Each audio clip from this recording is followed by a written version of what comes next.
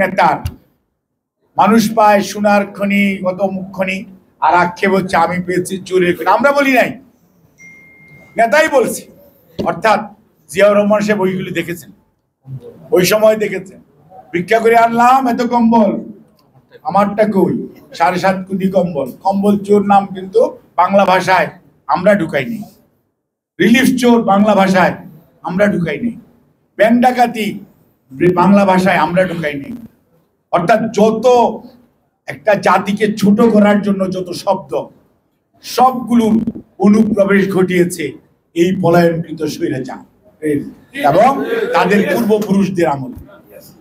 আর এইটার সাথে বিপরীতে দেখেন, যখন 7ই নভেম্বর দেশের মানুষ দিকভ্রান্ত, খালেদ মুশারফ ফু করে জিয়াউর রহমান সাহেবকে বন্দি করেছে, সেই সময় 3রা নভেম্বর কু হলো, অনেকে অনেক কথা বলেন, কিন্তু 4 নেতা মারা গেল আফটার দি কু। তখন আপনাদের আর্মি চিফ, আপনাদের খালেদ মুশারফ, জবাব দিলে খালেদ মুশারফ দিতে হবে। জিয়াউর রহমান স্যার তখন বন্দি, ওনার গৃহবন্দী অবস্থায়। 7 তারিখে ওনাকে মুক্ত করলো সিপাহী জনতার বিপ্লবের মাধ্যমে। এবং তখন তারা দায়িত্ব দিল, কেন?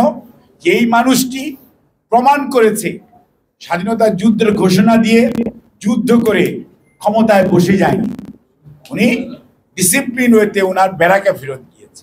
কাজে এই লোকের ক্ষমতার মোহ নাই, যার জন্য ইনার উপর বিশ্বাস করলে আগামীতে দেশ সুন্দরভাবে চলতে পারে। সেজন্যই কিন্তু সিপাহী জনতা ওনাকে দায়িত্ব দিল। আর উনি দায়িত্ব পাওয়ার পর দেশকে কিভাবে অল্প সময়ের মধ্যে, একটি মানুষ তার জীবনের 4.5 বছরের বেশি সময় পায় নাই, তার মধ্যে এই তলাহীন ঝুলির তলা লাগিয়ে প্রথম চাল রপ্তানি করেছে। বললো না কৃষির যে বিপ্লব, কৃষির যে আধুনিকায়ন, কৃষির সেচ বলেন, বীজ বলেন, এবং সর্ব জায়গায় উনি সব সময় বলতেন, যে জায়গায় বলতেন 2 হাত তুলেন, তুলতাম। তারপর উনি বলতেন, এটা হচ্ছে কর্মী, 2 হাত যদি আমরা কাজ করি তাহলে আমরা 15 কোটি হাত, আর 15 কোটি হাত যদি কাজ করে দেশের কোনো কষ্ট থাকবে না। উনি সবসময় বলতেন, উনি হাঁটতেন এবং উনি মানুষকে অনুপ্রাণিত করতেন। অর্থাৎ জিয়াউর রহমান স্যারকে মূল্যায়ন করতে হয়। উনি যে মানুষের মধ্যে উনার যে এক ধরনের বিশ্বাস ছিল, মানুষ যে উনাকে বিশ্বাস করত, এই বিশ্বাসটা অর্জন করেছিল উনি 71-এ। এবং সেই কারণেই মানুষ সেই বিশ্বাসকে ধারণ করে, লালন করে, মানুষের বিশ্বাসকে উনি পুঁজি করে উনি দেশের মানুষকে একত্রিত করার জন্য উনার যে কালোজয়ী দর্শন, সেটা হচ্ছে বাংলাদেশি জাতীয়তাবাদ। এটি দিয়ে জাতিকে ঐক্যবদ্ধ করা যায়। আর একটি ঐক্যবদ্ধ জাতি যদি হয় তাহলে সামনের দিকে আগাবে।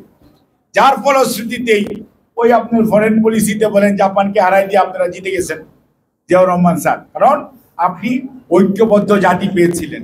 আপনার পিছনে চাইনিজরাও এসছে, আমেরিকানরাও আসছে, ইসলামী ওয়ার্ল্ডও আসছে, সবই আসছে। তার আগে কেন রেমিটেন্স হলো না? কারণ ইসলামিক ওয়ার্ল্ডের সাথে আপনার কোনো সংযোগই ছিল না। আমাদের রেমিটেন্স যোদ্ধারা তো mostly they are in the Middle East. এবং তাদের কাছে জিয়াউর রহমান সাহেব কিভাবে পৌঁছেছে, নিম গাছের কথা বলেছে।